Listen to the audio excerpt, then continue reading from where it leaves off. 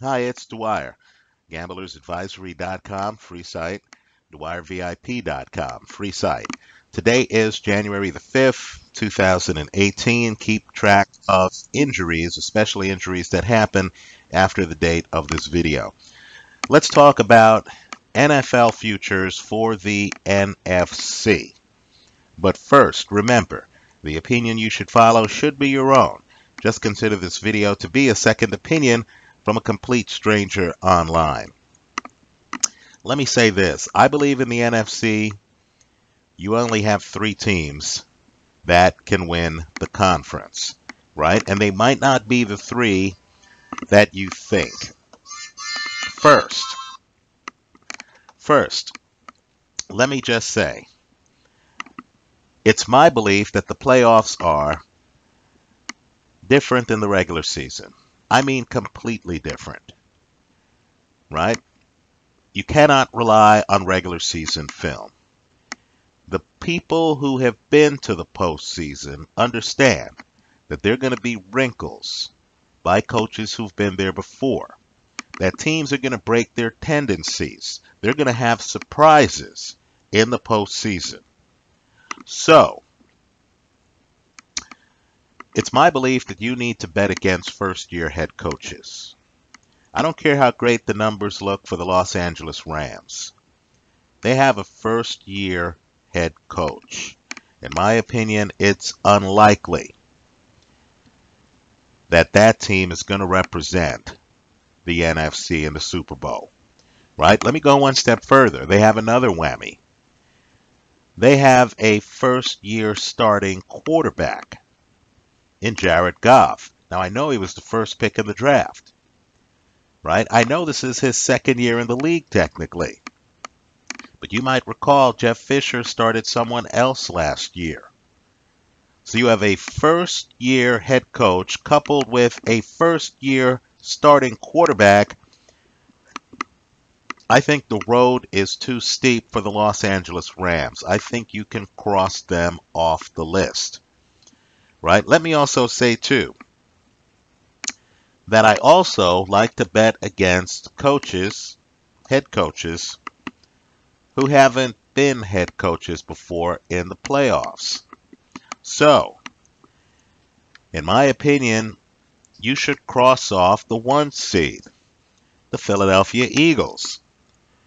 I know Doug Peterson used to be an assistant to Andy Reid and has playoff experience as an assistant. Okay, fair enough.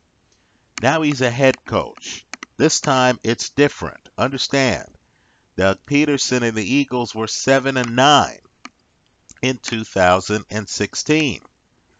So this is going to be his first time as a head coach in the playoffs. I think that's problematical because, in my opinion, the Eagles have really been getting by due to the improvisational skills of Carson Wentz. I think the drop-off to Nick Foles is too great now that Wentz is out for the year, right? He's not coming back, folks. Nick Foles is your quarterback. And I believe the injury happened too close to the playoffs for the team to be fully acclimated to Nick Foles. So the Philadelphia Eagles, in my opinion, should be crossed off the list. So you've just crossed off two teams that are plus 400. Now, let's compare the quarterbacks, because I believe you need a very above average quarterback who's on their game. In other words, they have to be on their game now. Now is when the games are played, right? The quarterback could have a 100-mile-an-hour fastball, but if he's in a slump, if he can't locate that fastball, figuratively speaking, right, then in my opinion, I don't care how well geared the team is toward running the football, I think you need to give up on that team. So let's go through some numbers here. Let's look at Minnesota's Case Keenum. I know some of you are going to say he's a backup. Let me just say this about Case Keenum. He starts his career 0-8 as a starter, right? 0-8. Since then, he's been 20 and 10. Right, 20 and 10. Understand, too, he's almost 30 years old. He's not a newbie. This isn't a Jared Goff, Carson Wentz youngster. This is an older guy. And, of course, he's playing at home. More importantly, he threw for 22 touchdowns with only 7 interceptions this year. And his yards per attempt, that's a key number for me, 7.4 yards per attempt. Right? Matt Ryan, MVP from last year, right? That's the year before this season. Threw for 20 touchdowns with 12 picks. His yards per attempt, 7.7. Healthy number. Drew Brees. Let me just say this. Brees, in my opinion, should be right there in the MVP discussion. The numbers are simply absurd.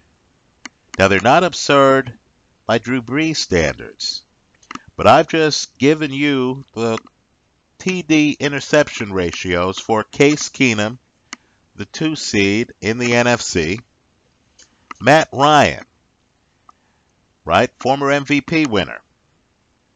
Drew Brees' numbers, 23 touchdowns, more than both Keenum and Ryan, right? Only 8 picks. More importantly, he led the league in yards per attempt at 8.1. In other words, forget all the Alvin Kamara and Mark Ingram stories. You're talking about a quarterback who's operating at the top of the game right now. Now let's contrast all of these numbers with Cam Newton's numbers. 22 touchdowns, that's healthy. 16 picks, that's unhealthy. Yards per attempt, 6.7. 6.7. Carolina is going to be on the road in their first playoff game against a team that hammered them twice, the New Orleans Saints. I think you can cross Carolina off the list. Now, I'll agree. Ron Rivera has gotten this team to a Super Bowl, right? They didn't win, but they were in the Super Bowl. I agree. Ron Rivera has gotten this team to multiple NFC championship. Well, put it this way. He's gotten the team to a 2 seed at the end of the regular season, right? So Ron Rivera is a coach with a great resume. Great resume. But 6.7 yards per attempt to me indicates too many checkdowns. Those are the kind of numbers that historically haven't boded well for a team's playoff chances. I don't believe it's Carolina's year. So in the NFC, I believe only 3 teams, half the current field, have a realistic chance of winning the conference. They are the Vikings, right? Zimmer, the head coach, has been to the playoffs before. Quite frankly, they should have beaten Seattle except for a missed field goal at the end of the game. Right? The Vikings, of course, are also playing at home after a bye. I believe they're best positioned here, just in terms of the fact that they get to play at home in the second round of the playoffs. The other teams that I think have a shot at winning the conference are the Saints with Sean Payton and Drew Brees, not to mention Alvin Kamara and Mark Ingram. An elite running game to go with a great secondary and an excellent defense. Right? The Saints get to play at home the first round of the playoffs. I believe those 2 teams clearly have a shot at winning the conference. A better shot, in my opinion, than the higher-seeded Philadelphia Eagles. Right? And a better shot, in my opinion, than the Los Angeles Rams, who are higher-seeded than the Saints. The other team that has a shot to surprise us all and win the conference are the Atlanta Falcons, right? Again, Matt Ryan, in terms of yards per attempt, 7.7. Very good numbers. Very good numbers. Understand they get to play first-year head coach Sean McVay in that first playoff game. If they beat the Rams in Los Angeles, then they get to play, in my opinion, troubled and injured Philadelphia. I believe that's a winnable game. If the guys can survive the cross-country trip, because they're going to be logging a lot of miles. Let's face it, LA, West Coast, Philly, East Coast. Okay. If they could survive the cross-country trip, and if they show up ready, I don't see why they can't beat the Philadelphia Eagles. If they beat the Eagles, then they're in the NFC Championship game, right? If it's against Minnesota or New Orleans, right? The game's going to be indoors, where Matt Ryan is hard to beat, right? Understand the Falcons, team speed, artificial turf team, right? I know they're the 6th seed, but they were just in the Super Bowl. They know how bumpy the playoffs can be. They have the experience. And in my opinion, they have the quarterback. So let's look at the odds. Minnesota plus 175 to win the conference.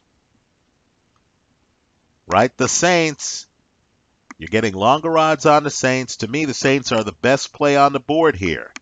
You're getting longer odds on the Saints than you are the Vikings, Eagles, and Rams. The Saints are going off at a plus 450. Right? Understand. If the Saints beat Carolina and if the Rams beat the Falcons, then it's the Saints who get to play Philly. I think Philly is there for the taking. I believe the Saints beat Philly. I believe the Saints then end up in the NFC Championship game. Right? You're getting the Saints at a plus 450. The third team I like are the Atlanta Falcons. Folks, the casino is compensating you for the risk. You're getting them at a plus 1,000 just to win the conference. The casino is giving you 10 to 1 odds. So the play I like in terms of betting futures, and you're going to bet multiple futures, right? Because you're getting long odds.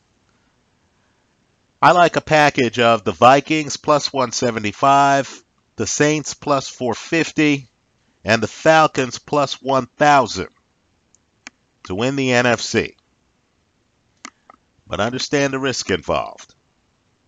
If the Eagles, Rams, or Panthers win the conference, you lose it all, right? I'm ruling out the 1 seed, the Eagles, at plus 400. I'm ruling out the 3 seed, the Rams, at plus 400. I'm ruling out the 5 seed, the Carolina Panthers, at plus 1,000. That's how I see it. Let me hear from you. I do feel there's some misperceptions out there. Understand, Case Keenum, I don't care that he was a backup and all this other stuff. Case Keenum, in my opinion, looking at the numbers, looking at the 20-10 win-loss record over his last 30 games, that's a 66.7% win percentage. In my opinion, Case Keenum's one of the better quarterbacks in the league. Drew Brees this year, at 38, whatever he is one of the best quarterbacks in the league, right? In my opinion, when you're looking at the coaches, I know McVay is in the discussion for Coach of the Year. I know Doug Peterson did a great job in the regular season. Okay, great. But I like the guys who have playoff experience, right? So I like Zimmer of the Vikings. And of course, I love the guys who have Super Bowl experience. So I like Ron Rivera, Dan Quinn, and Sean Payton. Right? So, to sum up, I'm not buying the hype on the Eagles post Carson Wentz. I'm not buying the hype on the Rams. I'm not buying the hype on the Panthers. Right? The only teams I'm taking as having a chance to win the NFC are the Vikings, the Saints, and the Atlanta Falcons. That's how I see it. Let me hear from you. I hope you leave your comments in the comment section to this video. Thanks for stopping by.